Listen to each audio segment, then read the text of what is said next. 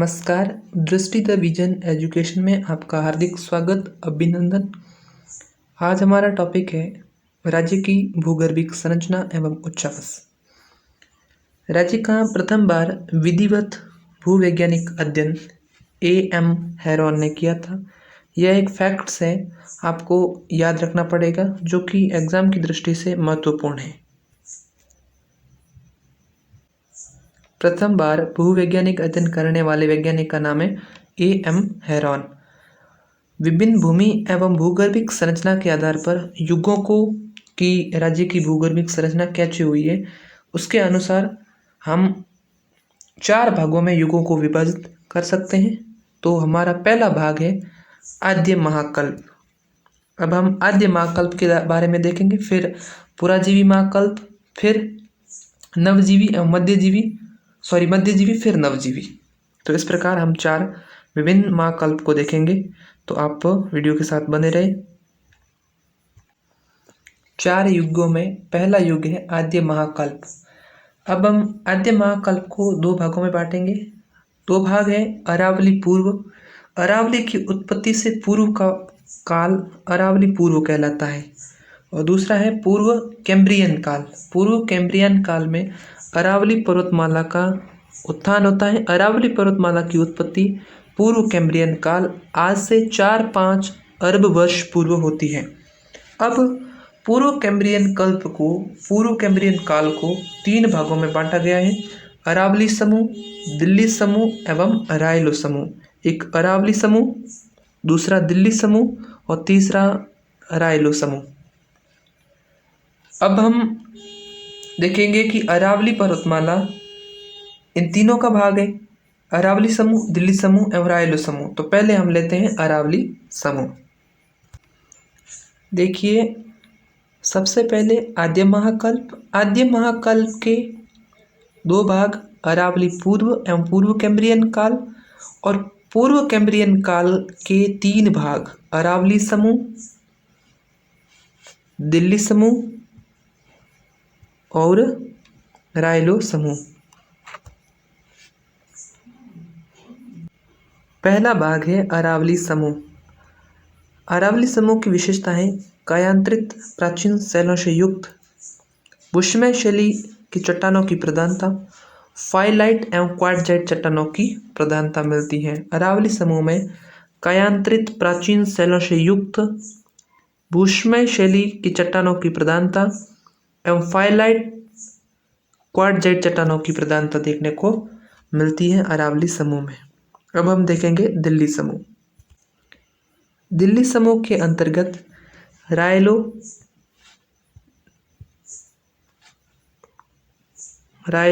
अजबगढ़ एवं अलवर शैल समूह सम्मिलित किए जाते हैं। वैसे पहले हमने 3 भागों में बांटा था: अरावली समूह, दिल्ली समूह एवं रायलो समूह। तो रायलो समूह को दिल्ली समूह के अंतर्गत शामिल किया जाता है, और दिल्ली समूह में रायलो, अजबगढ़ एवं अलवर शैल समूह सम्मिलित हैं। अब हम देखेंगे आद्य महाकल्प चट्टानों की विशेषता। आद्य महाकल्प यानी अरावली पर्वतमाला की जो चट्टानें हैं, उनकी विशेषता क्या क्या है? आर्थिक दृष्टिकोण से महत्वपूर्ण, अधिकांश मूल्यवान व उपयोगी खनिज आद्य महाकल्प चट्टानों में पाए जाते हैं। प्रमुख खनिज मैग्नीज, लौह अयस्क, तांबा, क्रोमाइट, यूरेनियम, टाइटेनियम, मोनोजाइट, अब्रक, कोरंडम, जर्कोन, काइनाइट, ग्रेनाइट, संगमरमर, सिलीमेनाइट, चारकोनाइट इत्यादि खनिज आद्य महाकल्प की चट्टानों में पाए जाते हैं। 2 विशेषताएं आर्थिक दृष्टिकोण से महत्वपूर्ण, अधिकांश मूल्यवान एवं उपयोगी खनिज आद्य महाकल्प की चट्टानों में पाए जाते हैं। इस प्रकार आद्य महाजीवी कल्प कंप्लीट हुआ। दूसरा युग है पुराजीवी महाकल्प। आप साथ में नोट्स बनाते रहें, बाद में आपके काम आएंगे। पुराजीवी महाकल्प को 2 भागों में डिवाइड किया गया है। एक विंध्यन समूह, जो कि करौली धौलपुर से निम्बाहेड़ा सुकेत तक विस्तृत है, विंध्यन समूह। दूसरा भाग है मारवाड़ सुपर ग्रुप। यहाँ पे आपको सही लिखा हुआ नहीं दिखाई दे रहा होगा, तो आप लिख लीजिए Marwar super group. Marwar super group के अंतर्गत पश्चिमी राजस्थान के जो बेसिन है, जैसे कि बाड़मेर, मारवाड़, बाड़मेर और जैसलमेर बेसिन, इसके अंतर्गत आते हैं मारवाड़ सुपर ग्रुप के अंतर्गत। तो विंध्यन समूह एवं मारवाड़ सुपर ग्रुप का काल जो है वो पुराजीवी महाकल्प के समकालीन देखने को मिलता है।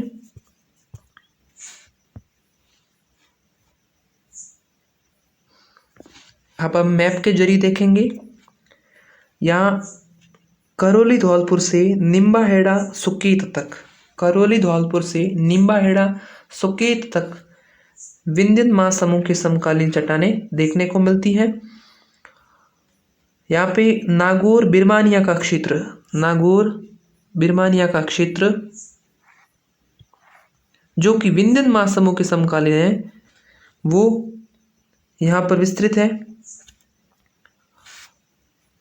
और जो मारवाड़ सुपर ग्रुप के अंतर्गत पश्चिमी राजस्थान बेसिन, मारवाड़, बाड़मेर एवं जैसलमेर जो पश्चिमी राजस्थान में अवस्थित है। अब थोड़े बहुत इसके साथ में फैक्ट्स देख लेते हैं।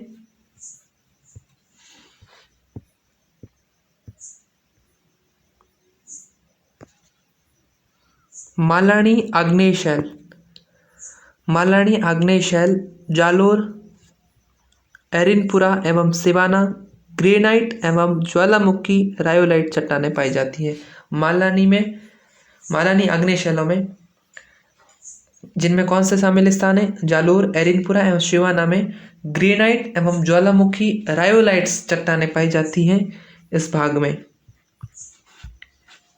एक और फैक्ट्स है, बाड़मेर जैसलमेर बेसिन जहाँ पर अभी तेल एवं प्राकृतिक गैस के भंडार हैं, वो भंडार मध्यजीवी एवं नवजीवी महाकल्प के अवसादी शैल समूह के हैं।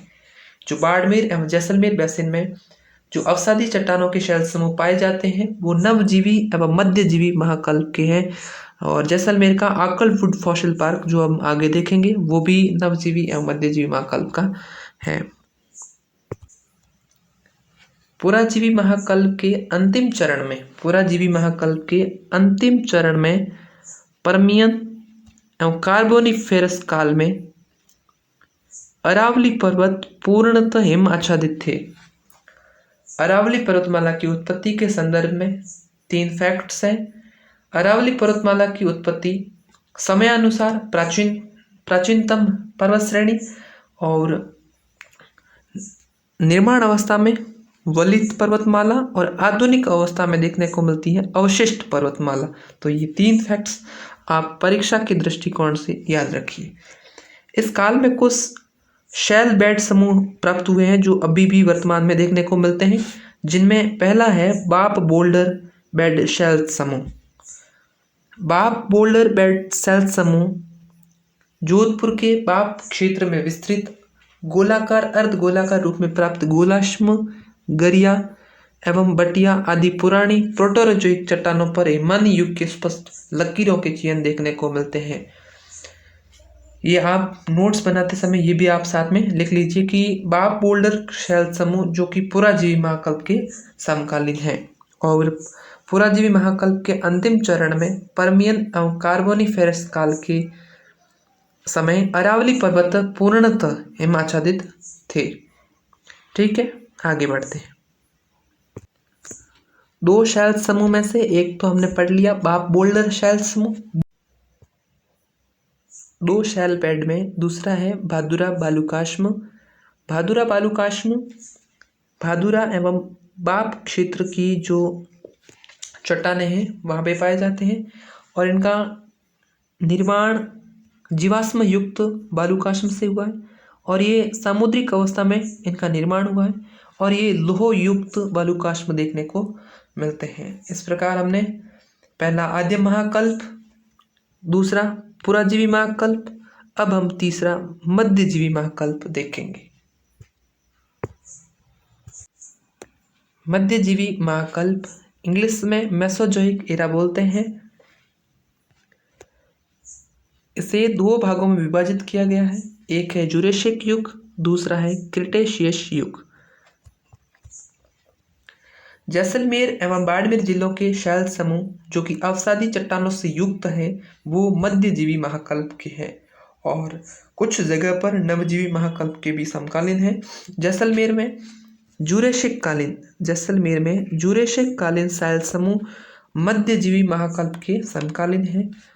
पलाना, गंगानगर, कपूरटी, जालिपा में भी भंडार है जो मध्यजीवी महाकल्प के समकालीन देखने को मिलते हैं।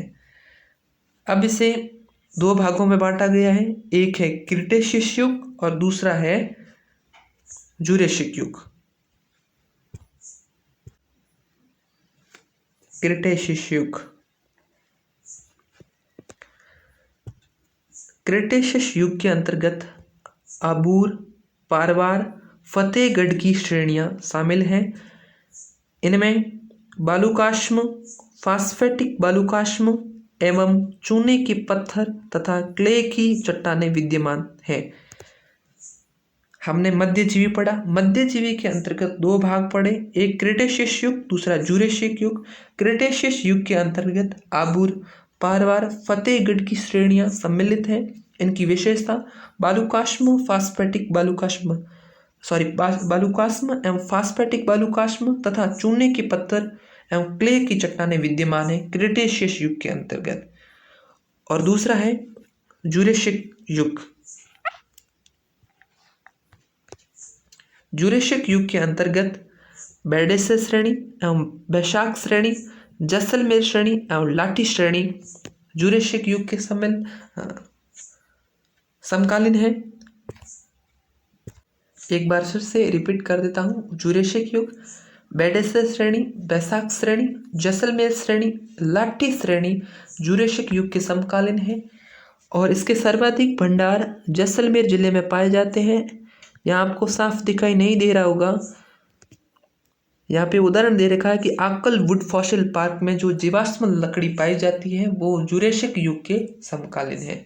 हमने मध्यजीवी युग पढ़ा, मेसोजोइक एरा पढ़ा, उसके दो भाग जुरेशिक युग एवं क्रिटेशियस युग।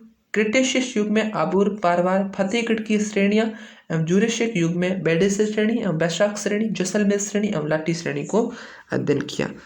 यहाँ से सवाल पूछे जाते हैं कि आकलवुड फॉसिल पार्क की जो जीवाश्म लकड़ी है वो किसके काल की है, तो वो जुरेशिक युग की है।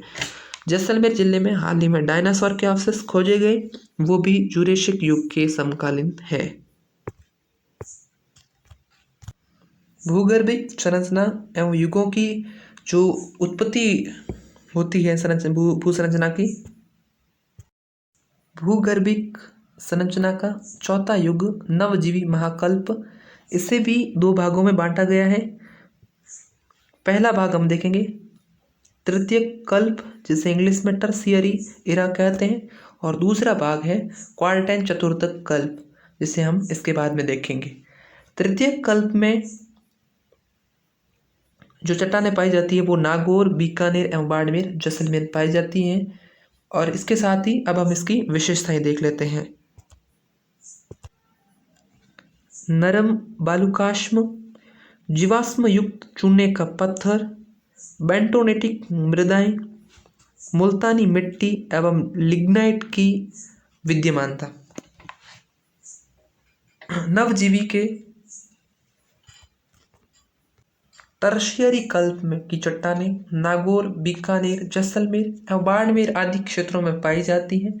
इसकी विशेषताएं नरम बालुकाश्म, जीवाश्म युक्त चूने का पत्थर, बेंटोनेटिक मृदाएं, मुल्तानी मिट्टी एवं लिग्नाइट आदि की विद्यमानता। प्रतियोगी परीक्षाओं में एक ऐसा सवाल पूछा जाता है कि बाड़मेर, जैसलमेर में अथाह तेल के भंडार देखे जाते हैं और पाए जाते हैं जो किस काल के हैं, तो वो नवजीवी काल के हैं। और ये किस काल के हैं, नवजीवी महाकल्प के हैं और टर्शियरी काल के हैं। यहाँ पर तेल एवं प्राकृतिक गैस भंडार पाया जाता है और यह बाड़मेर, जैसलमेर में।